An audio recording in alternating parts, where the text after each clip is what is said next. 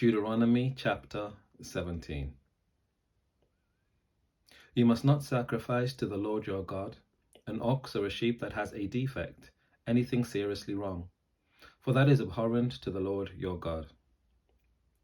If there is found among you in one of the towns that the Lord your God is giving you, a man or woman who does what is evil in the sight of the Lord your God, and transgresses his covenant by going to serve other gods and worshipping them, whether the sun or the moon, or any of the host of heaven, which I have forbidden, and if it is reported to you, or you hear of it, and you make a thorough inquiry, and the charge is proved true that such an abhorrent thing has occurred in Israel, then you shall bring out to your gates that man or that woman who has committed this crime, and you shall stone the man or woman to death.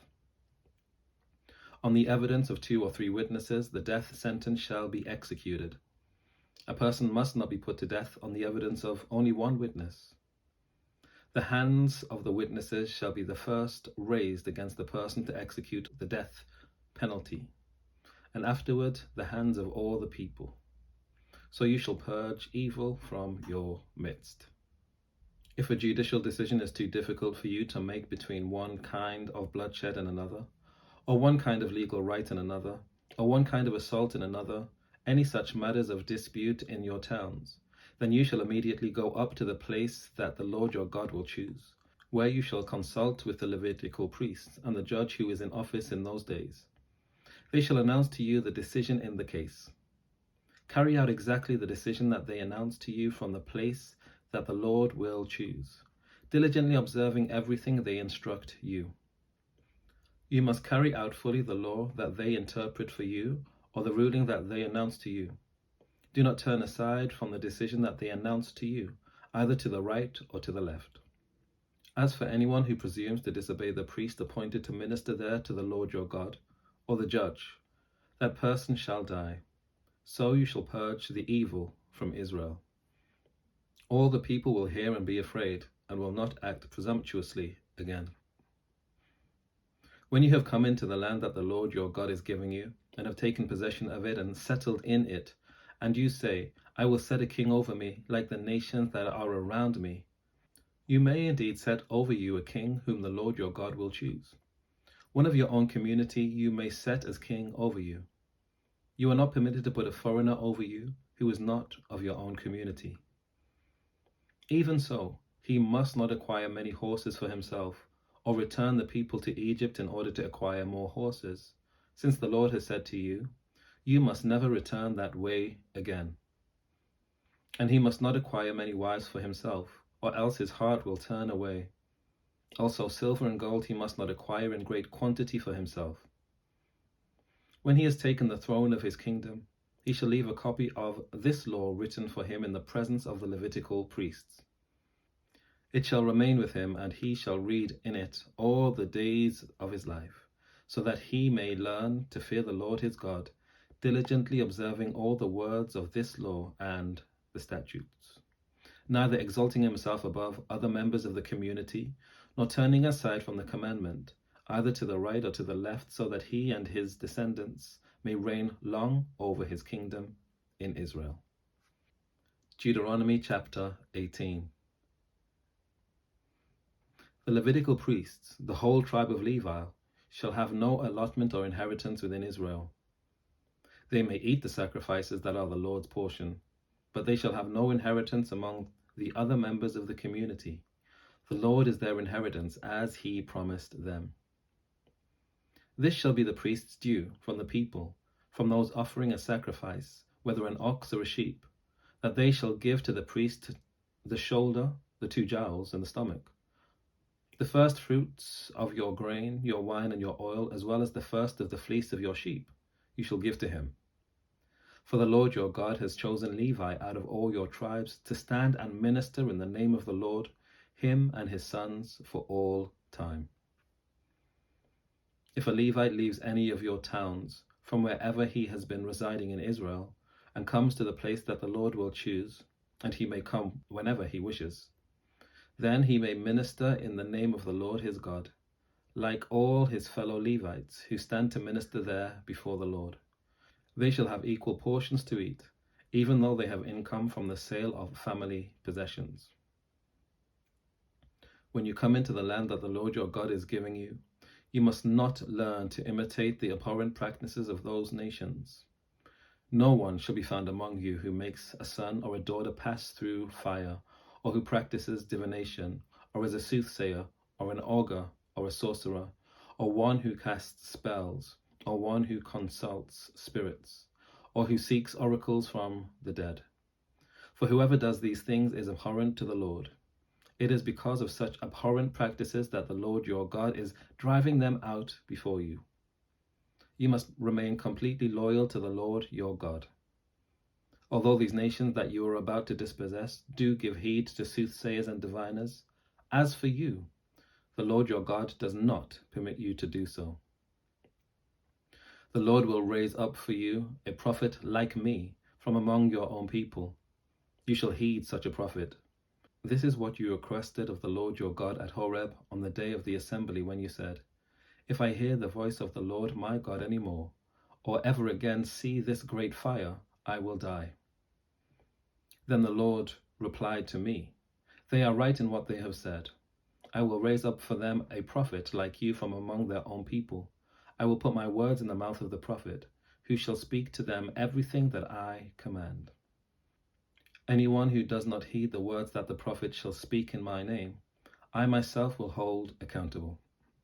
But any prophet who speaks in the name of other gods, or who presumes to speak in my name a word that I have not commanded the prophet to speak, that prophet shall die. You may say to yourself, how can we recognize a word that the Lord has not spoken? If a prophet speaks in the name of the Lord, but the thing does not take place or prove true, it is a word that the Lord has not spoken. The prophet has spoken it presumptuously. Do not be frightened by it. Deuteronomy Chapter 19. When the Lord your God has cut off nations whose land the Lord your God is giving you, and you have dispossessed them and settled in their towns and in their houses, you shall set apart 3 cities in the land that the Lord your God is giving you to possess. You shall calculate the distances and divide into 3 regions the land that the Lord your God gives you as a possession, so that any homicide can flee to one of them. Now this is the case of a homicide who might flee there and live. That is, someone who was killed another person unintentionally when the two had not been at enmity before. Suppose someone goes into the forest with another to cut wood, and when one of them swings the axe to cut down a tree, the head slips from the handle and strikes the other person, who then dies. The killer may flee to one of the cities and live. But if the distance is too great, the avenger of blood in hot anger might pursue and overtake and put the killer to death, although a death sentence was not deserved, since the two had not been at enmity before. Therefore I command you, you shall set apart 3 cities. If the Lord your God enlarges your territory, as he swore to your ancestors, and he will give you all the land that he promised your ancestors to give you, provided you diligently observe this entire commandment that I command you today, by loving the Lord your God and walking always in his ways, then you shall add 3 more cities to these 3, so that the blood of an innocent person may not be shed in the land that the Lord your God is giving you as an inheritance, thereby bringing blood guilt upon you. But if someone at enmity with another lies in wait and attacks and takes the life of that person and flees into one of these cities, then the elders of the killer's city shall send to have the culprit taken from there and handed over to the avenger of blood to be put to death. Show no pity. You shall purge the guilt of innocent blood from Israel, so that it may go well with you.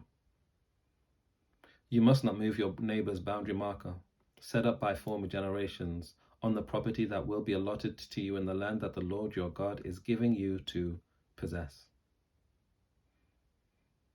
A single witness shall not suffice to convict a person of any crime or wrongdoing in connection with any offense that may be committed.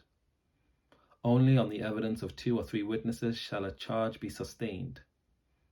If a malicious witness comes forward to accuse someone of wrongdoing, then both parties to the dispute shall appear before the Lord, before the priests and the judges who are in office in those days, and the judges shall make a thorough inquiry. If the witness is a false witness, having testified falsely against another, then you shall do to the false witness just as the false witness had meant to do to the other.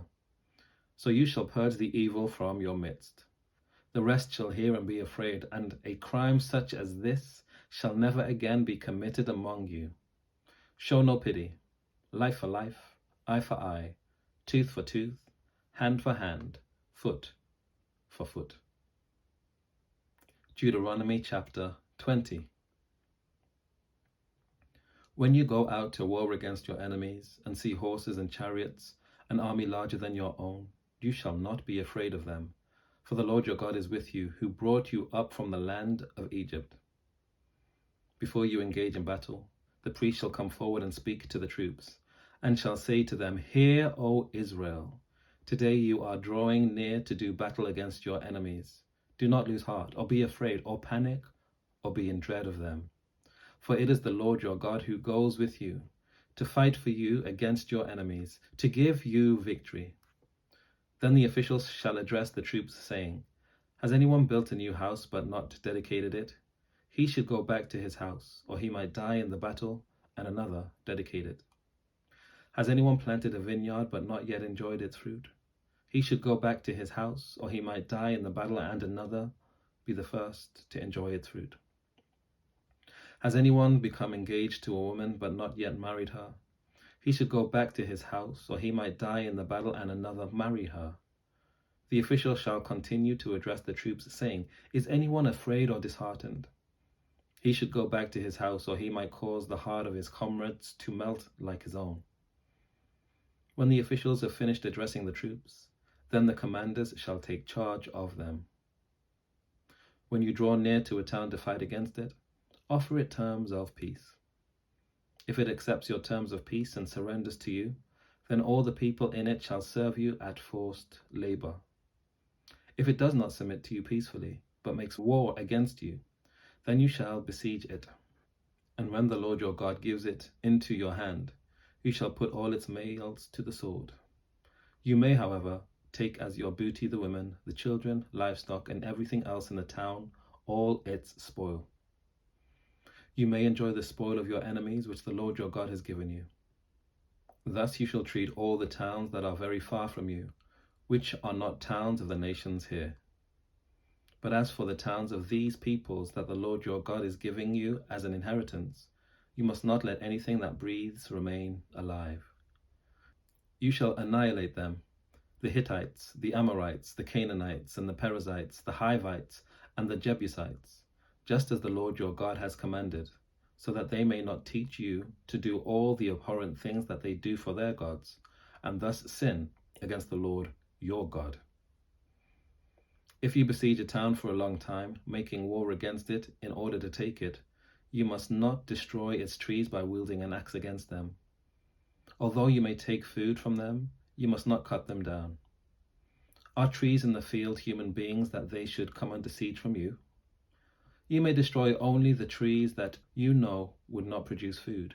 You may cut them down for use in building siege works against the towns that makes war with you, until it falls. Take care. God bless. I'll see you next time.